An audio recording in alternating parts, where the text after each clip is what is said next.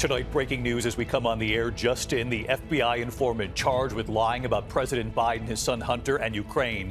What that informant has now revealed about getting false dirt from Russian intelligence. Also tonight, the passenger jet flying over the U.S., the emergency landing because of what they saw on the wing. First tonight, those breaking developments just in involving the FBI informant charged with lying. The informant who Republicans relied on for accusations involving President Biden and his son Hunter. Tonight, what's now been revealed, and Pierre Thomas standing by with late reporting. The United flight from San Francisco to Boston, making an emergency landing in Denver. Passengers looking out the window, seeing chunks of the wing missing in midair. The ABC News exclusive tonight after Donald Trump was fined nearly $355 million in his civil fraud case. Tonight, the exclusive interview. New York State Attorney General Letitia James saying she's now prepared to seize Donald Trump's assets, including his buildings, if he doesn't pay the money. Aaron Katersky with the interview. President Biden tonight promising major new sanctions against Russia following the death of Putin critic Alexei Navalny. Martha Raddatz overseas. The major storm slamming California, first responders pulling flood victims to safety. The winds gusting up to 60 miles per hour. This system set to move right across the country. Matt Gupman in the storm zone. The major headline tonight that will affect women and families who turn to IVF to have a baby. The unprecedented ruling tonight by Alabama's highest court, determining frozen embryos qualify as people. What this could now mean for women and their doctors.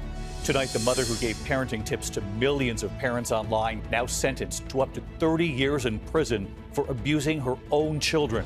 The major merger tonight affecting Americans and their credit cards, Capital One buying Discover. Also just in tonight, the 911 calls, 5 cyclists attacked by a cougar. And later here, the student and what he was missing until the bus driver stepped in. You have to see the photo tonight. America Strong. From ABC News World Headquarters in New York, this is World News Tonight with David Muir. Good evening. As we come on the air in the West tonight, we do begin tonight with several developing stories. That passenger plane flying over the U.S., the emergency landing, what they saw on the wing of the plane. But we do start with the news just coming in tonight. The former FBI informant charged with lying about President Biden and his son Hunter and Ukraine. That former informant in court late today. The informant who made claims about Hunter Biden and his father, Alexander Smirnov is his name. And tonight, what authorities now say the informant has told them about his connections to Russian intelligence officials who he says were feeding him information. Late tonight, the special counsel saying he must be kept behind bars, arguing he is a flight risk. Here's our Chief Justice correspondent, Pierre Thomas, leading us off tonight. Tonight, federal prosecutors say the former FBI informant, accused of spreading lies about Joe and Hunter Biden, has admitted that officials associated with Russian intelligence were involved in passing a story about the president's son. The informant, Alexander Smirnov, was arrested last week and is being charged with lying to the FBI, claiming that the Bidens accepted a $5 million bribe from Burisma, the Ukrainian energy company where Hunter Biden once sat on the board. House Republicans have used that story as a justification in their efforts to impeach President Biden. Prosecutors now calling it a fabrication. In a new court filing, special counsel David Weiss describes Smirnov as a longtime FBI informant of 10 years who spoke with his handler nearly every day.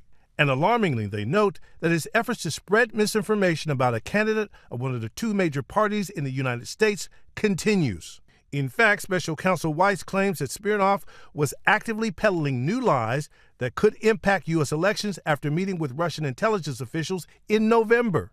Tonight, Smirnov is asking a judge to release him pending trial. But prosecutors call him a flight risk, saying he has access to more than $6 million and noting that his ties to foreign intelligence agencies could resettle him outside the United States if he were released. David, the special counsel believes Smirnov is a flight risk and wanted him in jail pending trial. But tonight, a federal judge is ordering Smirnov released under strict conditions. He must give up his passport, he must wear an ankle monitor, and he is not allowed to travel overseas. David? Pierre Thomas leading us off here with the breaking news. Pierre, thank you. We turn now to that emergency on board a United flight from San Francisco to Boston, 165 passengers on board. The crew of the Boeing 757 reporting damage to one of the wings that happened right after the plane took off and that appeared to get worse as they were in the middle of that flight. what passengers saw through the window, the pilot forced to make an emergency landing in Denver. Here's Trevor Ault tonight. Tonight, tense moments on board this United Airlines flight. A Boeing 757 making an emergency landing. This video showing damage to the wing.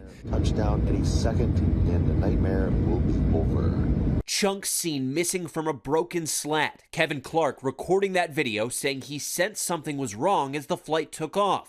Plane takes off, and all of a sudden it hears loud, violent vibration. And one passenger saying they saw what looked like paint peeling from the wing. The plane was carrying 165 passengers from San Francisco to Boston Monday afternoon, but the crew reporting that possible issue, choosing instead to make an emergency landing in Denver. Next thing you know, the pilot's walking down the aisle.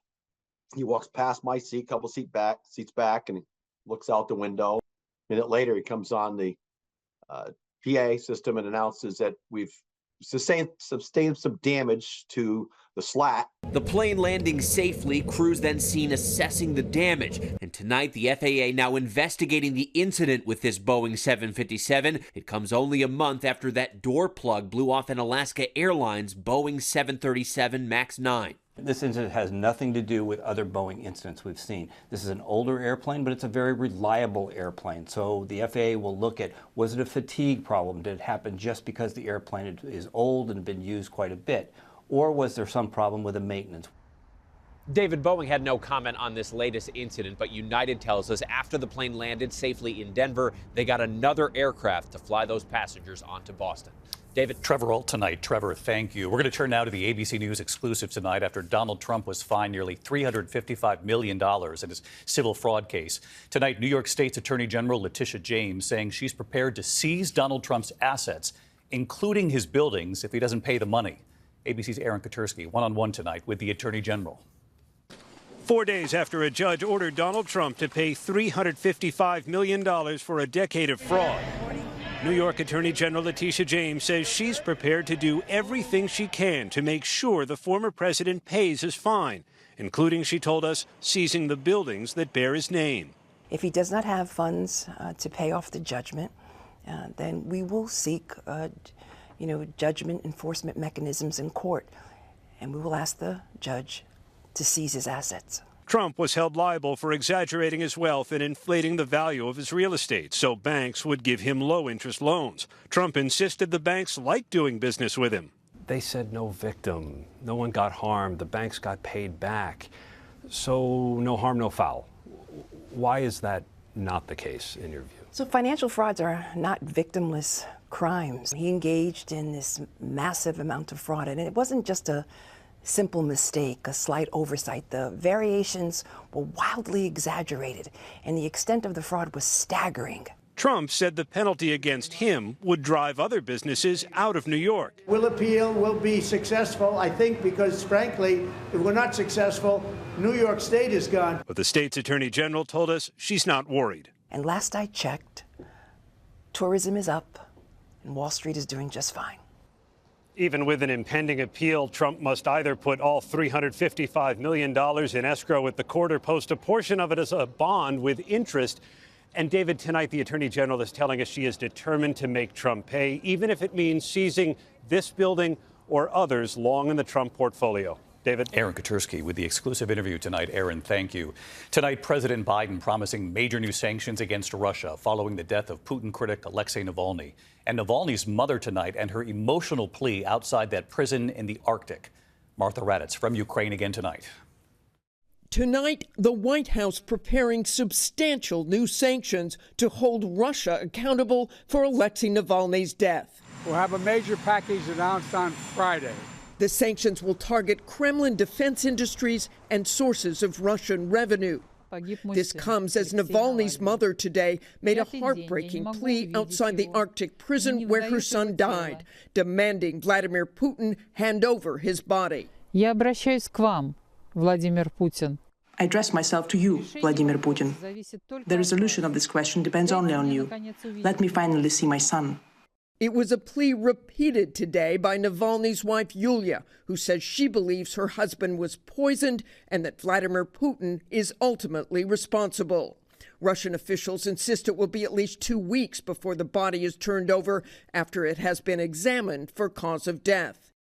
And letters Navalny reportedly wrote while in prison have now been shared, showing concern not just about Putin, but about the U.S. election, saying Donald Trump's agenda and plans look truly scary. What a nightmare, he wrote, adding that Trump will become president if President Biden's health suffers. On the battlefield, Putin's forces are making notable gains. Ukrainian soldiers forced to withdraw from the town of Avdiivka after a months-long struggle, and unknown numbers of fighters captured and staggering casualties. At this hospital filled with the most severely wounded from the brutal battle, 20 years old. We met the mother of this young soldier, Roman, in the ICU with dozens more injured in the fight. You never know how hard it is until your own son is hurt, she told me, calling this war a meat grinder. And David, as this war is about to enter its third year with tens of thousands of deaths, a Ukrainian soldier told me today, despite the losses, they are all still ready to fight to the death to defeat Russia. David? All right, Martha Radis reporting from inside Ukraine again tonight. Thank you, Martha. Back here in the U.S. tonight, the major storm slamming California, the system set to move right across the country. California again today battered by a new round of heavy rain, flood watches from the Bay Area down to Los Angeles to San Diego before it heads east. Tonight, the family's rescued, and ABC's Matt Gutman from California. Tonight, that fire hose of rain and wind drenching Southern California. There is an atmospheric river. You can see it just here. It's moving in, combining with that low pressure. This hillside came down about 2 weeks ago, plowing through this house, tossing cars, and days of downpours threatened to bring down what's left of it and additional hillsides like it. In Rancho Palos Verdes, shifting earth causing homes to crack, pulling apart at the seams, including Eva Albujas. The more water that hits, the more movement we're getting. Dozens of homes affected, roads too, at least 2 homes declared uninhabitable. I've reached out to the governor. It's going to take a lot of engineering, a lot of logistics, and a lot of money. And north of Santa Barbara, California Highway Patrol's Air Division helping rescue 3 people trapped by floodwaters in Paso Robles, hoisting 2 to safety and guiding first responders on boats to a 3rd. All victims are okay tonight. David, Southern California has already seen nearly a foot of rain already this month, and it's forecast to continue raining heavily tonight before the system begins to move across the country. Tomorrow, it'll bring rain from the Great Lakes to the East Coast towards the end of the week. And officials here in Los Angeles are warning that because the ground here is so saturated, the threat of mudslides will persist for months. David. Yeah, not through it yet for sure. Matt Gutman, thanks to you again tonight. Now to the major headline this evening that'll affect women and families who turn to IVF to have a baby. The unprecedented ruling tonight by Alabama's highest court, determining frozen embryos qualify as people. What this will now mean for women and their doctors in that state, and what could happen if other states follow suit. Here's ABC's Elizabeth Schulze tonight. Tonight, an unprecedented decision by Alabama's Supreme Court that could jeopardize families' access to fertility treatments like IVF in the post-Roe era. The court making Alabama the first state in the nation to say frozen embryos qualify as children under state law. Its Chief Justice in a concurring opinion, citing the Bible. The decision means Alabama doctors like Mamie McLean could be held liable for wrongful death if they discard unused frozen embryos from IVF treatments. This ruling is so incomplete, and it leaves those of us who are sitting face to face with patients just with the inability to comment on what is safe and what is legal for them right now. 238,000 families in the U.S. undergo IVF every year, often freezing multiple embryos to increase their chances of a successful pregnancy. I wanted to scream. I didn't know what to do. Gabby Goydell and her husband in Auburn, Alabama, are in the middle of an IVF cycle. They're now considering if they'll need to move their embryos to another state. It's a stressful process already, and I don't need the added stress of, and no other woman does, of whether or not this might be moral to go through to have children when this is my only path. In a dissenting opinion, Justice Greg Cook writes the ruling almost certainly ends the creation of frozen embryos through IVF in Alabama. This decision opens the door for other states to follow Alabama's lead as reproductive rights across the country have been restricted since the fall of Roe. David. Elizabeth Schulze with us from Washington. Elizabeth, thank you. Now to the mother who gave parenting tips to millions of parents online. Tonight, she's been sentenced to up to 30 years in prison for abusing her own children. In court, her emotional apology to her children. Here's Kayna Whitworth. In a Utah court today, a moment of reckoning for a mom who once gave parenting tips to millions online. Ruby Franke sentenced up to 30 years in prison for abusing her own children.